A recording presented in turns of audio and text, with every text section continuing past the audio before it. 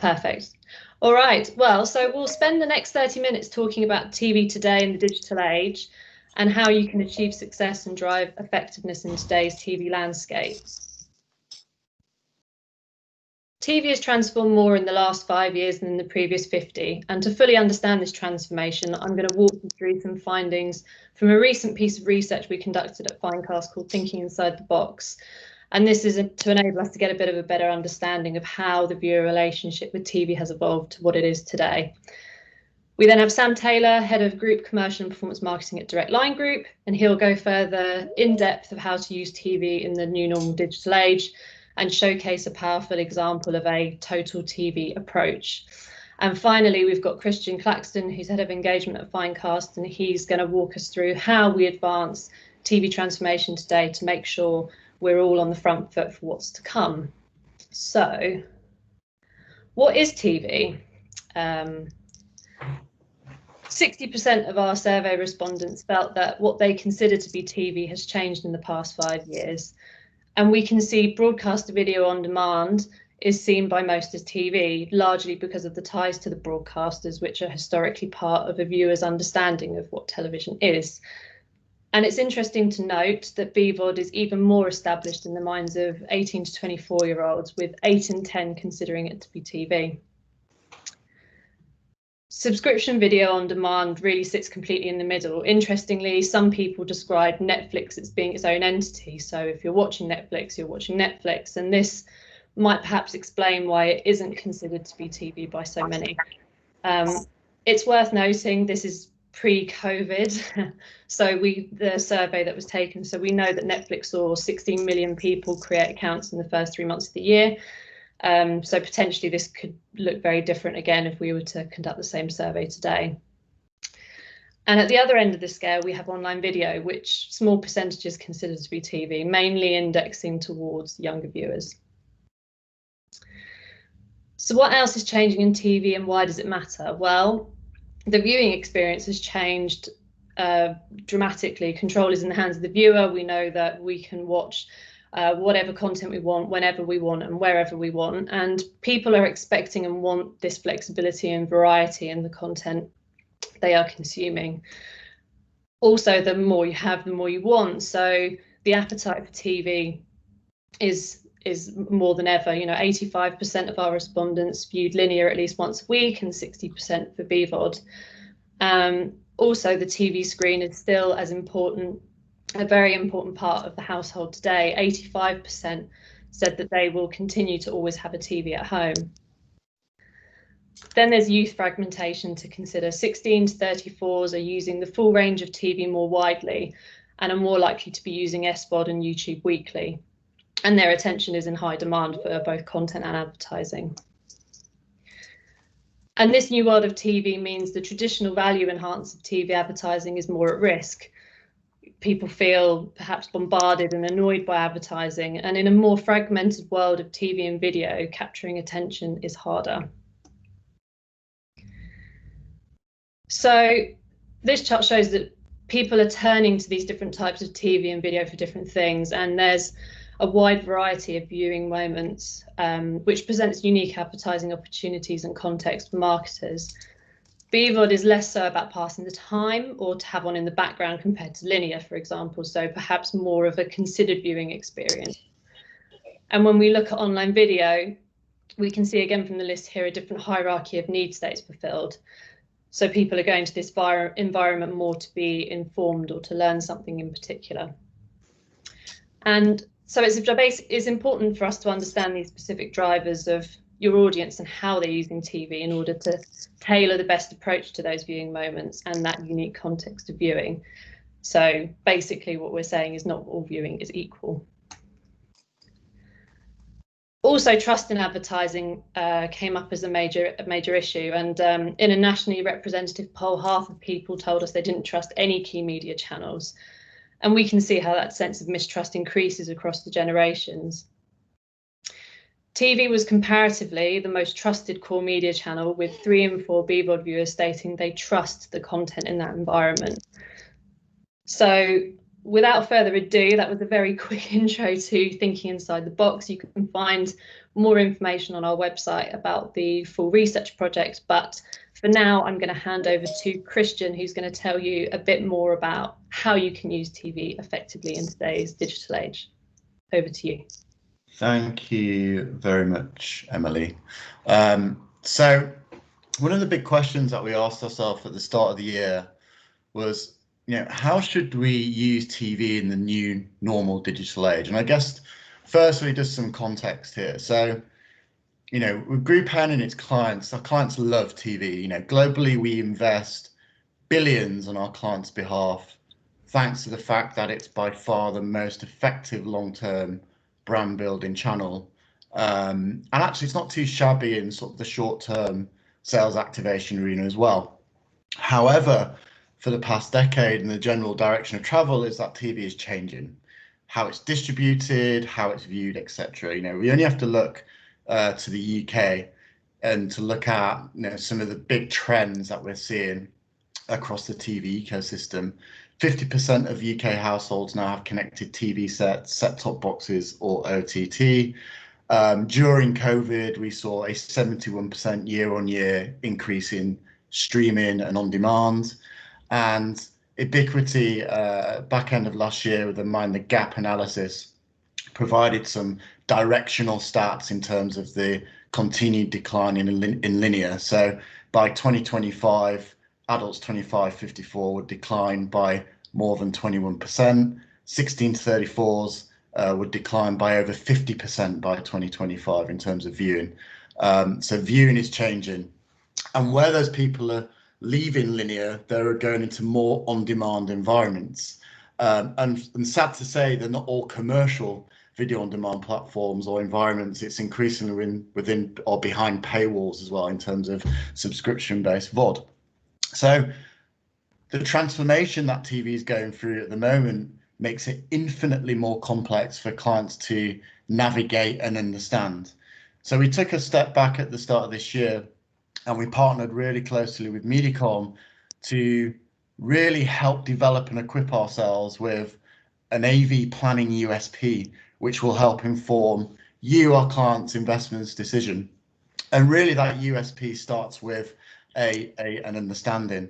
And the first question we wanted to ask ourselves is, as linear TV viewing declines, how effective are the new forms of AV at filling the reach gap? So looking at BVOD, Twitter, Facebook, YouTube, this is where our journey of understanding began. And if you go to the next slide, please, Emily. And Finecast is well positioned as a partner to help our clients understand this. So back in July 2019, we partnered with Audience Project. We chose Audience Project primarily down to their willingness to innovate and build a methodology in a space that was severely lacking in third-party measurement. So back in July 2019, we launched a unique product capability that allowed us to report back on reach and frequency holistically across a fragmented BVOD environment, and that's unique to Finecast. And then more recently this year, we created a second iteration of that partnership with Audience Project that allowed us to understand the reach attribution of linear, the reach attribution of Finecast, and then the combined understanding of reach across both those platforms, the ability to have a full understanding of incrementality and what BVOD could bring to a linear campaign in terms of incrementality. So I guess, Sam, it would be a good time now for you to share your own journey and in terms of transformation and understanding of AV and linear reach. Yeah, thanks, Christian. Hi, everyone. Yes, I'm Sam from Direct Line Group. We are quite big spenders in TV. TV is our most effective channel in the short and the long term, proven through lots of modelling and validated through a couple of IPA papers we won over the last few years. And it's so important that when we see things like we did in 2019 with continued year-on-year inflation on TV, reduced impacts on young audiences, continued growth of digital audiences, and so many people talking about broadcast folders being really expensive, we had to, for ourselves, work out what the right solution was in terms of understanding true incrementality across different TV and AV platforms, and more importantly, to future-proof us, because we rely so heavily on the impact that TV has on our plans. So the first thing we did was we worked with Ubiquity and Audience Project, who Christian's already talked about, as supporters actually of the Mind the Gap work, and offered to use Churchill activity as a bit of a guinea pig for that project. And what that was there to do really is to start to question true incrementality across the digital social media platforms and YouTube, although we didn't use YouTube in the first test. To really understand the value of BreVOD on the plans and other sort of online video on plans, to understand the long-term benefit or the incremental benefit it would have on our kind of our reach curves. So we ran a campaign on linear, and then we overlaid social activity to identify total reach and then model incremental reach. And then we presented that as a kind of what would 1% incremental reach give us in terms of, what value it would give us in terms of effective outcomes. So what's the cost per reach point, I guess, essentially. So to start with, if you look at this chart here, and it's quite complex, so I'm going to quickly move through it. But to start with, the first one I should say is that 16 to 34 TV, which was kind of our benchmark, was 5 times more expensive at 66 to 67% reach, so getting 1 more percentage point in reach, than 16 to 34 TV. Now that might be a surprise to some, but obviously TV is on a curve. So, a 1% incremental reach at that point is rightly 5 times more expensive than the average of the 66% delivered before it. And that's your starting point really, because it starts to go, well, actually there must be opportunities for broadcast VOD and other media to compete against linear TV if we start to look at it through that lens. But then we looked at social media channels, as I talked about, and if you look at this chart here, so the first column or the first section on the left-hand side is cost per cover point. As you can see, Facebook has a lower cost per thousand, as you'd expect, than 16 to 34 audience TV, and you can clearly see that. However, if you move over to the right, you'll then see that what's the cost per incremental cover point, and Facebook starts to become a bit less favourable as the cost diminishes. And you can also see that all adult TV, so buying adults, actually looks more cost effective at driving a 1% reach amongst 1634s than buying 1634s. So that was something that was initially quite interesting. And then we move to the right, where it gets even more interesting is when we start to evaluate social media through viewable reach. So looking at moat data, how much of that inventory was actually viewable and was viewed using MRC standard, and what does that do to the effective cost per reach point? And you can see there that suddenly you see a hike up in all the social media channels, with Facebook hitting 3 times more expensive than 16 to 34 TV and delivering the same job. And then you move to the far right hand side, and that is where we looked at attention of a viewable cost per incremental reach point, which is essentially secondage.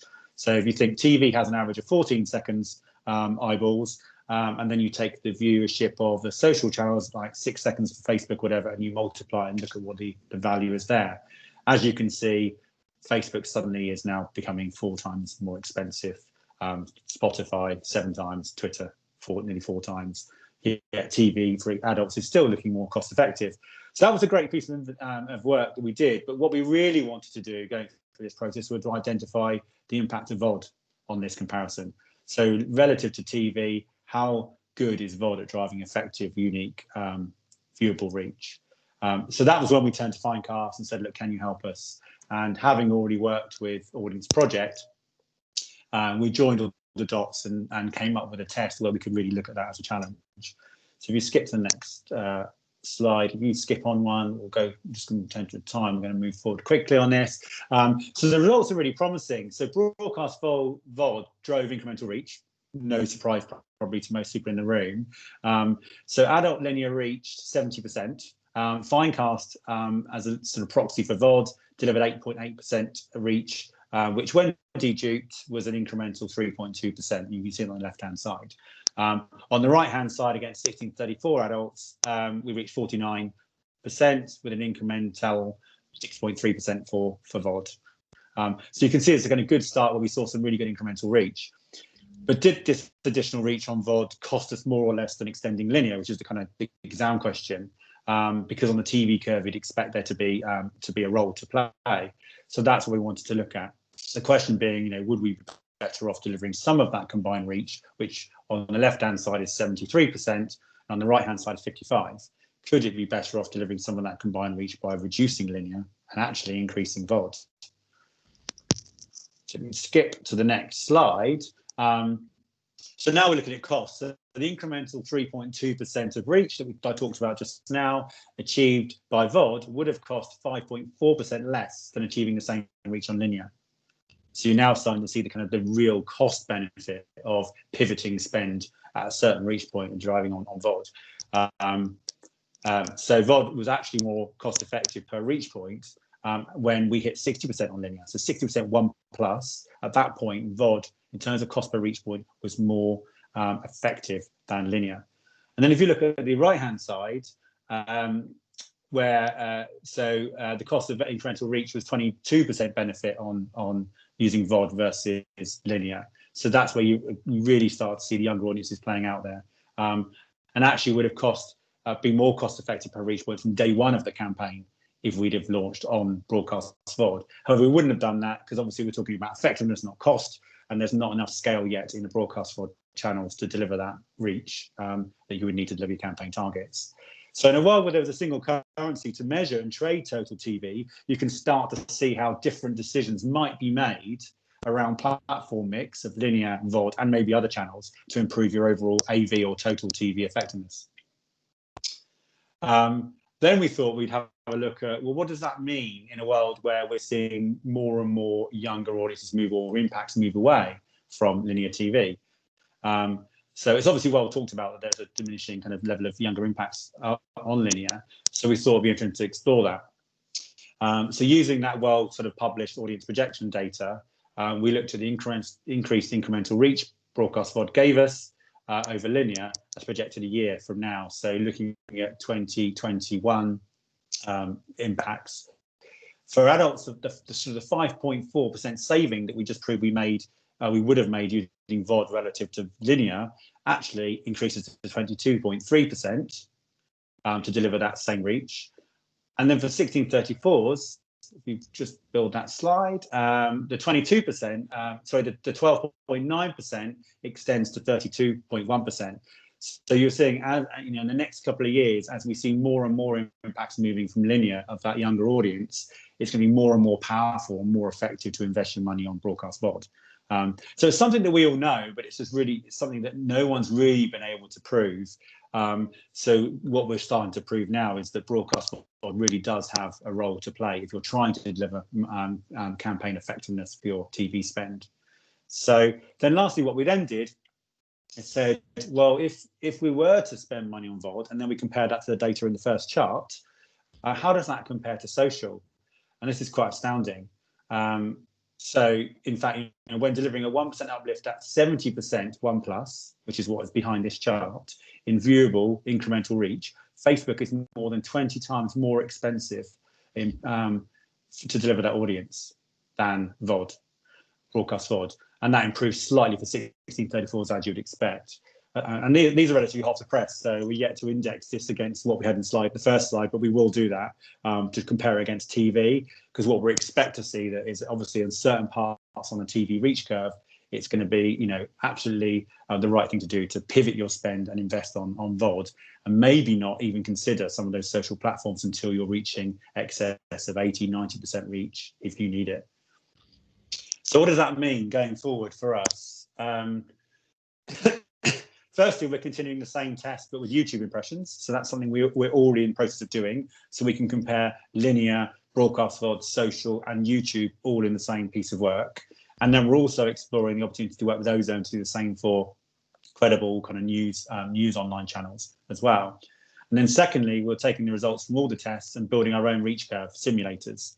So reach curve simulators are what we already use day in, day out in terms of our TV planning to understand movements in cost per rating and reach, to understand the most optimum delivery plans for our TV to drive effective outcomes. But by building these into curves themselves, we can start to punch in a target audience reach. Let's say we want to target 60% reach against 1634s, and it will tell us exactly where best to target them, using what mix of different AV or total TV channels.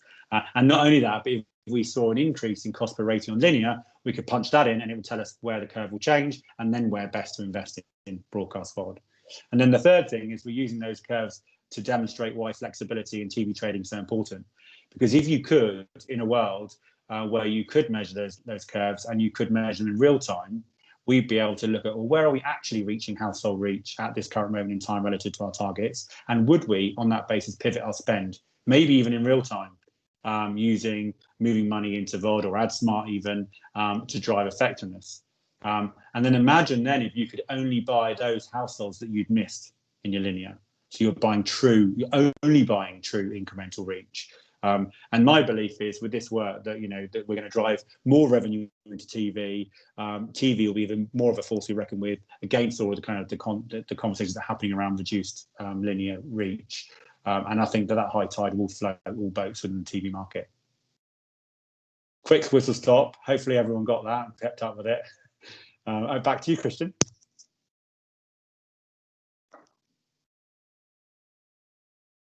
You're on mute.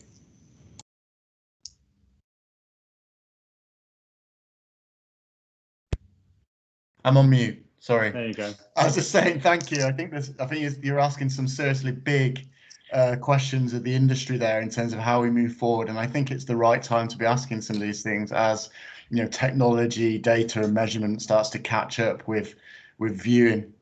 I guess the question from our perspective now is, how do we build on this? I think it's clear that Group M and Mediacom have a responsibility to drive and lead the TV ecosystem forward into the future. And we certainly need, businesses like Finecast certainly need partners like Sam and Direct Line to help drive innovation and move the industry on. And that's my sort of, call to arms to this group of people on this call, to all of our clients and our agency partners. We need to do more. And if you go on to the next slide, please, Emily, what you've just seen is a really good snapshot into a sort of larger piece of research that we have taken up with Mediacom and their clients. And the idea here is to provide market-leading understanding of how to use TV in a new normal digital age. And as I say, it really starts with the central question, which is, as traditional TV declines, how effective are the different types of AV? And within that, I'm talking about all variations of AV, broadcast quality content in BVOD, in some of the new AVOD platforms that are coming into market, the likes of Pluto, Roku, Samsung TV, YouTube, Facebook, Snap, Twitter, etc. Everything. We need to look at all these things and understand how good they are at driving business objectives, both short-term and long-term, and understand how addressable and non-addressable formats interact with one another as well. So that's where we're really starting here. So first, we're kind of breaking this down into 3 mini projects. So the first one, which is all about reach, and is effectively a continuation of what Sam has just shared with you, which I'll talk about more in a second, and then start to look at, well, how good are these different forms of AV at driving short-term effectiveness? So really, sales activation, sort of short-term ROI KPIs, and then the third area, which is traditionally being the linear TV sweet spot, which is long-term effectiveness in terms of brand building metrics. So if you go on to the next slide, please, Emily. The first thing that we really wanted to focus on was the Reach mini project. We actually started this a couple of months ago, in and around the start of COVID, and we are hoping to have something done by the end of this year. So if you just build that out, please. So what we're doing is a big piece of meta-analysis. So effectively taking what Sam has just demonstrated there and laddering this up across 45 different advertisers across numerous sectors, looking at millions of pounds worth of investment across both linear and BVOD through Finecast and across 90 different campaigns. The idea here is to look at variations of different types of campaigns, and to provide some guidance that's going to help you optimize your campaigns for specific objectives. So whether it's broad audiences, niche audiences, geographical audiences, or sort of more classically addressable audiences, what is the right combination of linear and Finecast, and at what point should you be introducing Finecast on a linear reach curve per se?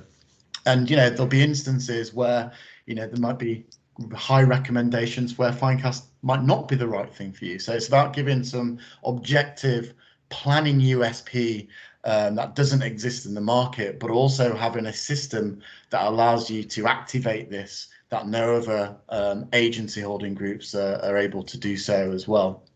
And we believe by doing this, we give ourselves an opportunity and to equip ourselves with a planning, activation, and evaluation USP, which ultimately should result in more efficient and effective ads for you, our clients, and also better experiences for our viewers. So if you go on to the next slide, please, I'll just give you a very quick overview of what that roadmap looks like. So the mini reach project is in full swing. We're hoping by the end of this year that we will have something that we can share exclusively with our clients and agencies. As a next step, it actually might be interesting to catch up with the Mediacom chaps on this call to see if actually we could create an exclusive platform where we can share some of the first outputs of that research before the end of the year. And then as we go into next year, we'll start to do meta-analysis on all of our campaigns around short-term effectiveness and long-term effectiveness. So by the end of Q1, we should be able to pull together a really compelling guide on how and when to use Finecast and other forms of AV to drive reach, short-term effectiveness and long-term effectiveness. So a very quick overview there, but we believe by doing this, we improve our understanding and therefore can give you guys something unique to help optimize and inform your investments across AV. So I'll leave it there. Thank you for joining us. I don't know if there's been any questions whilst we've gone through this, but we will endeavour to respond to those in due course and respond over email, most likely. Yeah, thanks for that, Christian, and thank you to Sam as well for sharing those insights. And that's a wrap. Thank you. Thanks, everyone. Thanks, guys. Bye.